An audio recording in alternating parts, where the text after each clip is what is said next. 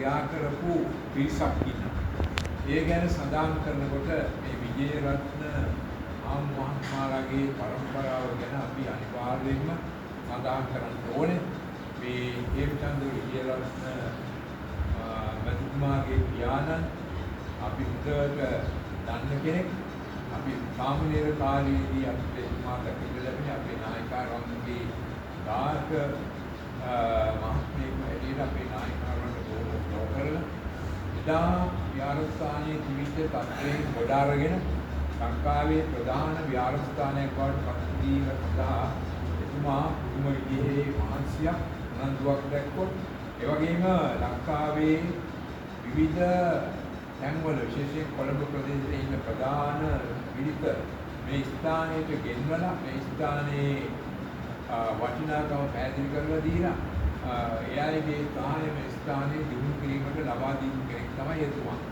ඒ වගේම එතුමාගේ පුතුන් හැටියට මේ හේමචන්ද්‍ර විජේරත්න මැතිතුමා, ඒ වගේම රංජිත් විජේරත්න මැතිතුමා ආදී මේ පිරිස මේ ස්ථානයට එතුමා වදින්න විජේරත්න මැතිතුමා වදින්න දෙන්න සෑම අවස්ථාවකම මේ දරුවන් එක්කගෙන ඉන්න මේ විහාරස්ථානයේ හැමතැනටම එක්වන ගිහින් වැඩසටහන් කරන්නට යොමු කරන ඒ අය ධෛර්යය කරා මේ ස්ථානය ගොඩනැගීම සඳහා දියුණු කිරීම සඳහා කටයුතු කරන්නේ. ඒ නිසා අපි වෙලම්මිල රජමහා විහාරස්ථානයේ වර්තමාන යුගය ගැන සඳහන් කරනකොට මේ යුගය විකිරීමේ මූලිකත්වය ගැන කතා කරනවා නම් ඒ මූලිකත්වයෙන් විශාල වගකීමක් ගෞරවයක් හිමින පරම්පරාවක් තමයි මේ විජේරත්න පරම්පරාව. ඒතකොට පිරිස හා සම්බන්ධ පිරිසක් තමයි අද මේ දානයේ දායකත්වයේ දරන්නේ. ඒ වගේම මේ දායකත්වයේ දරමින් පින්කම සිද්ධ කරලා පින් අනුමෝදන් කරන්ට අරමුණු කරගෙන ඉන්නේ මේ විහාරස්ථානයේ නූතන දිනුවේ ප්‍රෝග්‍රෑම් වලින් පිරිසක්. ඒකට ඒක අපි මේ පින්කම තාම විශේෂ පින්කමක් විදිහට සලකනවා. ඉතින් ඒ වගේම අපිට පේනවා පින්කම වෙනුවෙන් අපේ ಭಾರತೀಯ මේ සහෝදර මෙතනින් සහෝදරයන් වන මෙතනින් මේ වෙනුවෙන් ලොකු වණකමක් දක්වලා තියෙනවා. අපි දකින පින්කම් අතර විශේෂයෙන්ම සංවිධානාත්මක කරන පින්කම් තමයි බුදුමීන සිද්ධ කරන්නේ. දැන් මේ පින්කම බොහොම ප්‍රමාණිකව සිද්ධ කරන පින්කමක් බව පේනවා. ආලයක් කලින් ආරාධනා කරලා අවශ්‍ය දේවල් සකස් කරලා තාමුලින් දානයේ පිළිවෙල කරලා පූජා කරන්නයි බලාපොරොත්තු වෙන්නේ. ඒතකොට මේ පූජා කරන මේ දානමය පින්කමක් ගැන අපි වචන කීපයක් කියන්න ඕනේ. මේ හැම කෙනෙක්ම දන්නවා අමුතේ මා ප්‍රදාන කරබල අපේ බුදුදාමානුව වන්මාත් වෙන පින්කම් ප්‍රධාන පින්කම් තුනක් තියෙනවා. ඒ ප්‍රධාන පින්කම් තමයි දාන, සීල, භාවනා කියලා කියන්නේ. දානමය පින්කම හැමතැනම පින්කම් ගැන සඳහන් කරනකොට පින්කම් අතර මිලීම ප්‍රධාන වන පින්කම සඳහන් තමයි ඒක. ඒකට එක්තරා හේතුවක් නැත්නම් බොහෝ හේතුන් තියෙනවා. දානමය පින්කම තමයි අපි අපේ බෞද්ධ පින්වතුන් බොහෝ දෙනෙක් සිද්ධ කරන්නේ. බොහෝ දෙනෙක් තුළ කැමැත්ත තියෙනවා. මේ සමහර අය දානමය පින්කමේ තියෙන වටිනාකම මෙච්චර දුරට ඉක්කාගෙන අවබෝධ කරගෙන තියෙනවා කියන එක සමහර වෙලාවට ප්‍රශ්නයක්. සමහරව දානමය පින්කම් කරන්න බොහෝ දුරට යොමු වෙන්නේ ඒ සඳහා ක්‍රියා කරන්නේ දන් දීම දේශයෙන් කරන්න පුළුවන් පින්කමක් කරගෙන සැලකලා. ඒක ඇත්තක් තියෙනවා. මේ සාමාන්‍යයෙන් ආට උනත් යම් විදිහක් පූජා කරන එක දන් දෙන එක සිද්ධ කරන්න පහසුයි. ඊළඟට තියෙන සීලමය පින්කම්. ඊළඟට භාවනාමය පින්කම්. දන් දෙනවට වඩා ටිකක් අමාරුයි සීල රකින්න එක. සීල රකින්න එක කියන්නේ මම තේරෙන භාෂාවෙන් තමයි කිව්වොත් සීල රැකීම ගැන කතා කරන්නේ. සීලය කියන්නේ අපේ හැටි. එක එක්කෙනාගේ හැටි කියන්නේ එක එක්කෙනාගේ සීලය. එක එක්කෙනා එක එක විදිහයි. ඒ අය ළඟ තිබෙන සීලයේ ප්‍රමාණයට, ඒ කියන්නේ ඒගොල්ලන්ගේ ඩිසිප්ලින් මේ අඩගැස්මේ ප්‍රමාණයට තමයි ඒ අය සීලවත් වෙන්නේ. ඒතකොට මේ අපේ හැටි අකස් කර ගැනීම, දියුණු කර ගැනීම තමයි කියන්නේ අපි ඉංග්‍රීසි වචනයක් පාවිච්චි කරනවා නම් ඩිසිප්ලින්. අපේ ඩිසිප්ලින් දියුණු කිරීම තමයි සීලය කියන එකෙන් කරන්නේ. ඒකට තමයි මූලික වශයෙන් අපිට මේ 5 precepts කියලා. පංචශීල කියලා තියෙන. ඊළඟට දසශීල කියලා තියෙන 10 precepts. ඊළඟට ආම්දුරුන්ට අයිති පැවිදි සීල තියෙනවා. ඊළඟට හය ඕඩිනේෂන් සීල තියෙනවා. උපසම්පදා සීලය කියලා. ඔය විදිහට සීල් ගොඩාක් තියෙනවා. අපේ බෞද්ධ පොත්වල බැලුවොත් බෞද්ධ පොත්වල තියෙනවා කොටස් 3ක්. ත්‍රිපිටක ධර්මය කියලා අපි ඒකට කියන්නේ. ත්‍රිපිටක ධර්මයේ කොටස් 3ක් තියෙනවා. පළවෙනි කොටස තමයි මේ ඩිසිප්ලින් කරලා තියෙන කොටස විනය පිටකය කියලා අපි කියනවා. ඒ විනය පිටකයේ තියෙනවා මේ උපසම්පදා ආම්දුරු විදිහෙන් අනුගමනය කළ යුතු ප්‍රතිපදා 227ක්. 227ක් තියෙනවා. නමුත් කතාවට මිනිස්සු කියන්නේ ප්‍රතිපදා වෙච්ච ආම්දුරු කෙනෙකුට කෝටියක් සංවර සීලය තියෙන්න ඕනයි කියලා. තියෙනවද නැද්ද කියන එක මගෙන් අහන්න එපා. කෝටියක් සංවර සීලය තියෙන්න ඕනයි කියලා කියන්නේ. උපසම්පදා වෙනකොට ඒක ඒ තරම් බාහිර හැටියට කියනවා.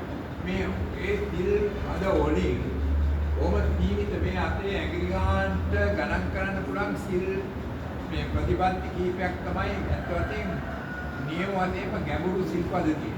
අනිත් ඒවා මැනර්ස් වලට සම්බන්ධ ඒවා. උපසම්පදා වුණාම ආම්දුරු කෙනෙකුගේ මැනරිසම් මැනර්ස් කියන එක ඉතාම උසස් වෙන්න ඕනේ. ඒකටත් මගෙන් අහන්න එපා දැන් ආම්දුරුන්ට ඒවා තියනවාද කියලා. තියෙන්නේ කියලා අපි දැනගෙන තියෙන බෑ දන්න අයත් නැtei කියලා කියන්න පුළුවන් තරමට සමහර අය ඉන්නවා නොදැන ඒ වගේ දන්නවද කියලා. ඉතින් බුදුහාමුදුරුවෝ බොහොම වැදගත් තැනක් තාම සස්තන දීලා තියෙන මැනරිසම් වලට. මැනර්ස් කියන ඒවා උපසම්පදා වෙනවා කියන්නේ වික්ෂුවක් හැටියට සම්පූර්ණ වීම. ඒ සම්පූර්ණත්වයට පත් වෙච්ච වික්ෂුන් වහන්සේ කෙනෙකුගේ හැසිරීම තවත් ඒකන හැටි අනිත් අයට ආදර්ශ ගන්න පුළුවන් විදිහට ඕම ආදර්ශමත් විදිය හැටියක් පිළිවෙලක් උපසම්පදා වික්ෂුන් වහන්සේ කෙනෙක් ළඟ තියෙන්න ඕනේ. ඒ නිසා තමයි පොත් පහකින් මුද්‍රණය කරලා පෙන්වන්න තරමට සිල්පද විකාර ගණනක් තියෙන්නේ. හැබැයි ඒව බොහොම සරල ප්‍රතිපත්ති. ඔය ගහකින් කොලයක් ගෙඩියක් කඩනකොට උනත් අනුගමනය කළ යුතු ක්‍රම ඒ සිල්පද අතර කියලා තියෙනවා. හැම දෙයකම පිළිවෙලක් තියෙන්න ඕනේ. මොකද උපසම්පදා භික්ෂුව කියලා කියන්නේ ලෝකේට සමාජයට ආදර්ශයක් දෙන කෙනෙක්. ඒ නිසා බුදුහාමුදුරුවෝ බොහෝ විනය නීති පනවල දෙනවා. ඒකයි මේ 227ක් නීති කියන්නේ. ඒතකොට සීලය එයාකින් බැලුවාම අතිශයින්ම වැදගත් වෙනවා. ඒතකොට දාන ඊට සීලය භාවනා. භාවනා කියන එක තමයි අද අමාරුම දේ කියලා බොහොම දෙනා සලකන්නේ. මම නම් කියන්නේ ලේසිම දේ. ඒකෝටින් කරනවා ආන්ද වෙනවා භාවනා කරලා ඇති කියලා. මම භාවනා කරනවට වඩා උත්සාහ කරනවා භාවනා තේරුම් අරගෙන ඒ අනුව ජීවත් වෙන්න. මේ අපේ ජීවිතේට ඉතාම සම්බන්ධ වෙච්ච දෙයක් තමයි භාවනා කියලා කියන්නේ. අපි මේ මිනිස්සුම ටිකක් වෙන අතකට යොමු කරලා දෙනවා භාවනා කරනවා නම් පන්සලකට යන්න ඕනේ, ආරාමයකට යන්න ඕනේ, භාවනා මධ්‍යස්ථානයකට යන්න ඕනේ. ඒව තමයි භාවනා කරන්න පුළුවන් වෙන්නේ කියලා. ඒකේ පොඩි ඇත්තක් තියෙනවා.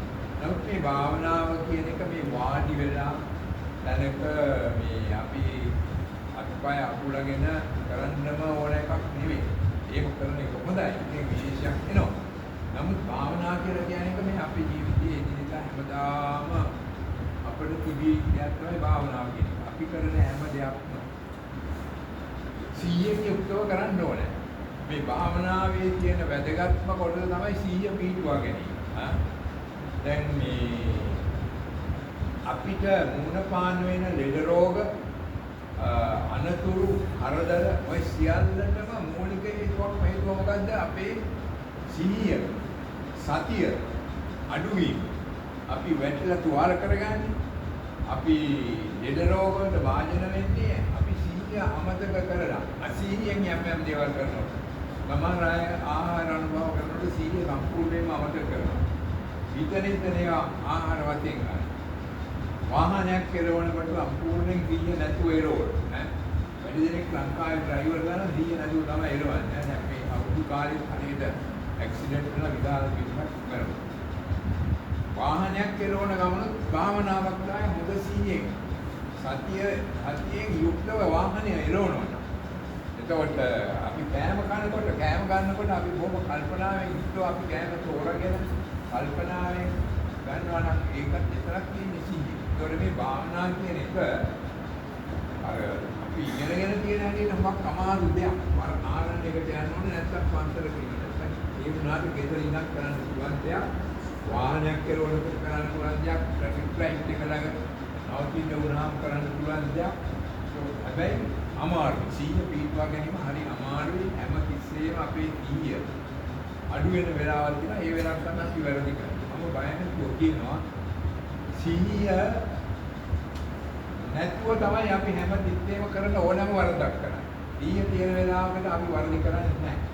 සීය තියනවා නම් අපිට වැරදි වෙන්නේ අපි වැරදි වෙන ඕනෑම වෙලාවක බැලුවොත් සීයේ අඩුකමක් තියෙනවා. මේ ලයිට් එකක් දාන්න ඉනිමගට නැගලා යන්නේ කෙනාව ඒකෙන් වැටෙන්නේ කරන්ට් එක වද්දාගන්නේ. ඒ වෙලාව තුල යාගේ සීය අඩු වෙච්ච නිසා. ඒ වගේට මේ සීය සතිය කියන එක අනිත්‍යයට වඩා ඕන කරනවා. ඉතින් මේ භාවනාවෙන් කරන්නේ අපි මේ සීය කියන එක දියුණු කිරීම. ඒක එක මට්ටමකට දියුණු කරන්න පුළුවන්. ඉතින් මේ විදිහට බුදුදහමේ කියනවා මහා පින්කම් තුනක්. දානමය පින්කම, සීලමය පින්කම, භාවනාමය පින්කම. ඒතකොට දානය ආයෙන් තමයි අපි පටන් ගන්න. ඊළඟට මේ සීලමය පින්කම් කියන්නේ අපේ ඇති මං කලින් කිව්වා වගේ අපේ ඇති හොඳ කරගන්න එක ස්වභාවය. ඊළඟට භාවනාමය පින්කම් කියන්නේ මෙන්ටල් ඩිසිප්ලින් අපේ මනස හොඳට ඩිසිප්ලින් කරගන්න එක අර 100 තමයි මේක කරන්න පුළුවන්.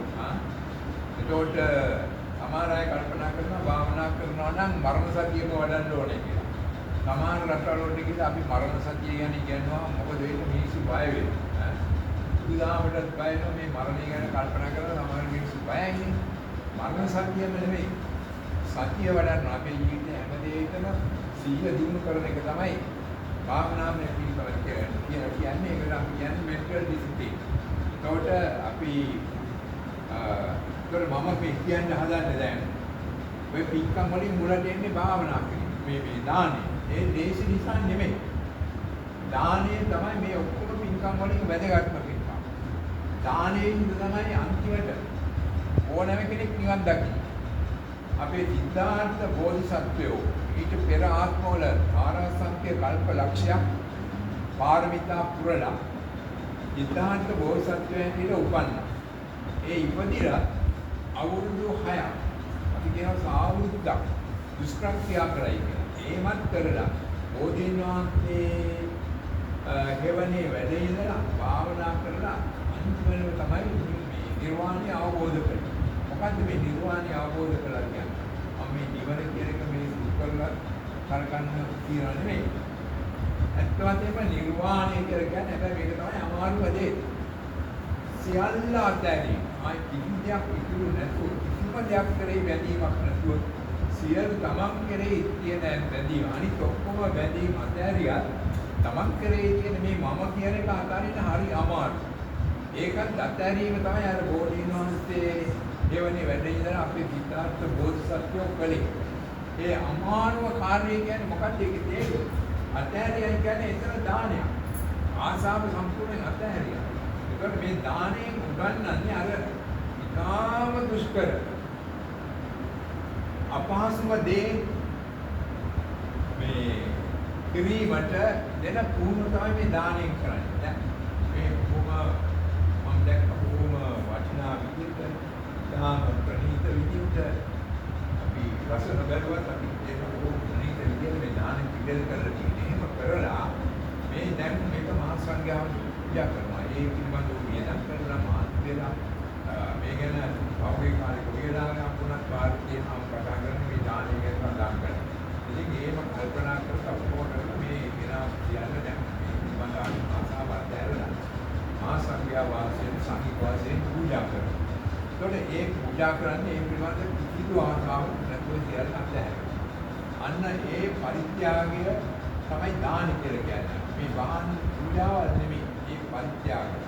ඒකට ඒ පරිත්‍යාගය කිරීමෙන් අපි ඒක එක්තරා පුහුණුවක්. අපලඟ තියෙන මේ ආශාව දැඩි බැඳීම් අඩු කිරීම සඳහා කරන මේ එක්සර්සයිස් එකක් පුහුණු වීමක් තමයි මේක. ඒතකොට මේ වගේ ඒවා බොහෝ කලා අපේ සිද්ධාන්ත බෝධිසත්ව පෙර ඒම කරලා අන්තිමාර්ථයකදී බොහොම දුක් විඳලා අවුරුදු ගානක් දුක් විඳලා වේද්‍යවත් කරලා තමයි අන්තිමට සම්පූර්ණම ආසාවක් ඇති. මොකද්ද මේ අන්තිමට ආතෑරපු ආසාව? ඒක තමයි මේ මම කියන්නේ.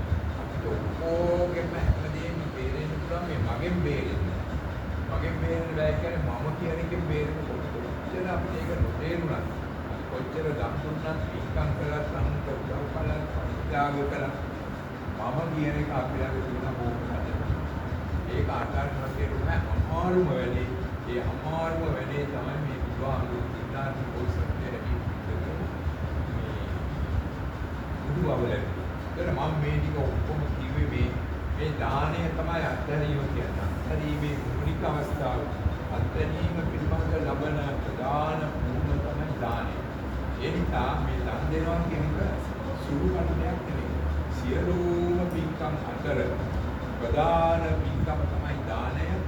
ඒ දන් දීමෙන්ම තමයි ක්‍රමයෙන් අපේ අර වැඩි මම කිව්වම විශාලනේ බොහොම මට ගෙවල් පහක් තියෙනවා නම් අංකල් පහක් තියෙනවා නම් මම කියන එක රුපියල් තරමට ලොකුයි. අපි ඒකට ඊගෝ කියලා කියනවානේ. මගේ ඊගෝ බොහොම ලොකු වෙනවා. ඒකට අංකල් පහක් තියෙනවා. ආර් හතරක් පහක් තියෙනවා නම් බොහොම විශාලයි ඊගෝ. ඉතින් ඔය මොන දේ පිළිබඳව වුණත් තියෙන ආසාව වැඩිම මම කියන එක අධ්‍යයනය තමයි බුදුදහමේ උගන්වන උසස්ම ගුණය උසස්ම ලැබීම. ඉතින් ඒක කරන්න මේ දාණය තමයි පුළුවන්. ඒ මහා පින්කමක් තමයි මේ දානය කියලා කරන්නේ. මේ භාවනා දිවිලකින් ඒවන් වල කිසිම දෙවෙනි නැති මහා පින්කමක්. ඒ පරිලෝකපත් මේබල් විජේරත්න නැතිනිය. ඒ වගේම මේ ජීවිතන්තර විජේරත්න නැතිනවා. ඒ වගේම විජේරත්න පෞරුෂී සිතානි වර්තය. ඊයේම මේ පරිලෝකයේ ජීවත් කරන මේ ගුණාව සිදු කරන්නේ.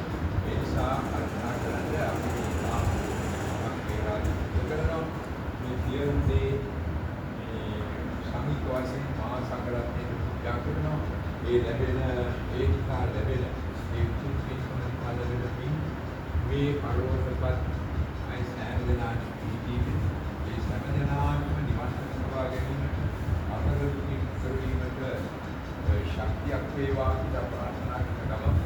අප හැම දෙනාටම මේ පින් යම් කිසි දායක සසර දුකින් ඉවත්ව ලබන නිර්වාණ සම්පත් ලැබීමට හේතු වේවා ආදාද ඇතුව මේ වාක්‍යය කියන දානෙ